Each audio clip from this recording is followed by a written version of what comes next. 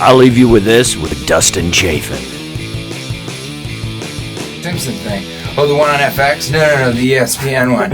Oh, no, I haven't seen that, but I heard it's really, really good. Yeah. And did you finish Westworld? No, I haven't even begun it, but it's great, right? Is it as good as Homeland? Homeland's good, but I would watch Bloodline first. Oh, I haven't seen that. Yeah. And then that's the end of the what the fuck are we talking about? It's like anxiety to keep up with what's happening. And what happened is you didn't talk to each other. You each gave each other assignments, and you each felt bad that you hadn't seen anything to be able to connect over. Yeah. So the end of those conversations is kind of like, well, it was nice not talking to you, and then you both go right back to your phone. Right, exactly. Then you go back to texting one another Pretending it didn't happen. about the various films that we haven't seen. We should feel bad about it. And then I saw Sicario. I don't know if you saw that. oh, I really want to see that. It's so good. Brolin was talking about that when we were doing Deadpool 2. Yeah. And it was funny. He was like, "We're gonna see what it is, but it's fantastic. Is it really? Oh yeah. He kind of, you know what? He was sort of hinting at the idea that it might be better than the first film, but I think people get scared to jinx that in Hollywood. Yeah. So like,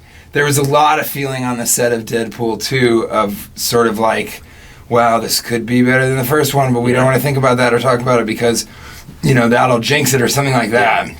But Sicario actually was an example of what there is not a lot of, which is like original, interesting, good films to go to in the theater. Now in New York, we're really spoiled because like Kate and I live 4 blocks away from 5 different cinemas, and they're all showing cool stuff. But as far as when I venture out on the road, which is what I'm doing every single weekend now. Oh yeah, you're really getting out there. Yeah, I mean, I just did a run of. I did almost 10 shows in 3 different venues all over Florida. Wow. And that was a real trip. But when I'm out there, there's nothing to watch. People are like, I guess I see Jurassic Park because that's what's out. I even think Disney is kind of freaked out because Solo didn't do that great. Yeah. Especially in China. And I talked to somebody and they go, I went and saw Solo. And I was like, how was it? And he's like, it's good.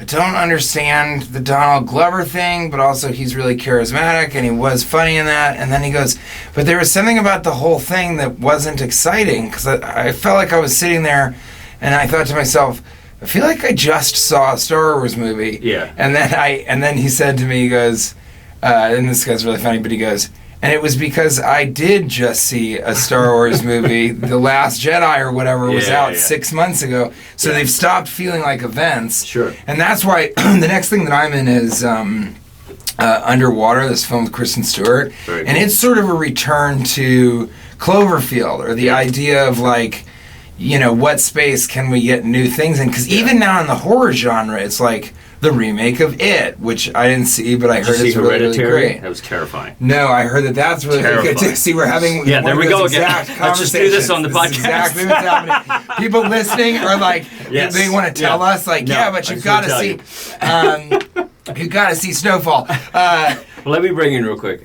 First of all, I think it's funny how, you nonchalantly be like, I was on the set of Deadpool 2, and, that's what's amazing about your life. Like, you have the same, just attitude as like, I did a spot at the Lantern.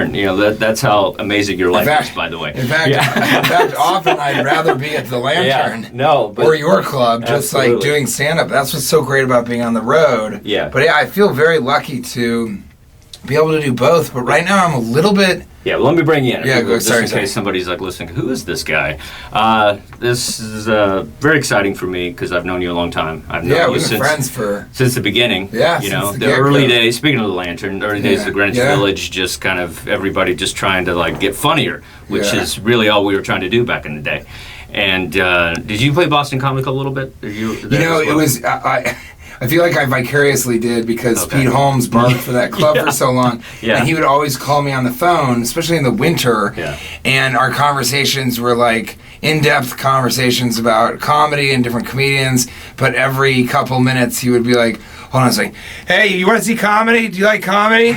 No? All right. And so I just talked to CJ, so hold on. Hey, you like comedy or no? And so I heard that over and over and over again. He was my barker, I ran the show and he barked for me. That's how we met. And he really hustled. I mean, he hustled spots when he was here. And you've always been good to me, giving me spots. And there's something very special about the Lantern, even the new way that it is. But I came here explicitly to do stand-up, and because Kate's world, she's a mixed media artist, sort of exists solely in New York City and London and like Basel, and there's internationally there's things to do, but there's really no good art in Los Angeles, and she's sort of already at a level where it only makes sense to be here. But what's strange is that I didn't realize how difficult it was going to be to break into the stand-up scene here. Oh, yeah. And you've been really, really good to me with spots, and there have been quite a few clubs that are really good to me with spots.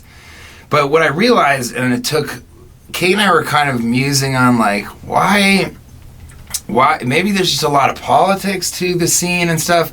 And then we realized, and this is quite true, is that a lot of people doing stand-up would like to go to Hollywood and do film and television. Oh, yeah. And my coming here, instead of necessarily being a welcome, like, oh, cool, like another stand-up comedian, it's more like, oh, great, another stand-up comedian who's now going to take stage time from me and bump people and all that kind of stuff. So I've had to be very careful to kind of tiptoe my way through that, and the Creek in the Cave has been instrumental in that way, just sort of saying, like, we constantly have shows, jump on whenever you want. All right, well, let me bring you in again. This is hilarious. So you've heard him on SiriusXM. You've seen him on Comedy Central several times. He has a rap album. I just keep interrupting him. We never say it.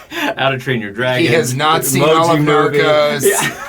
He's trying to make his way through Bloodline because one of the funniest Mendelsohn's people so good. I've ever met in my life. TJ Miller is in the building. He has not seen either of the O.J. Simpson documentaries. How to Make a Murderer. Did you see that one? That's a good one.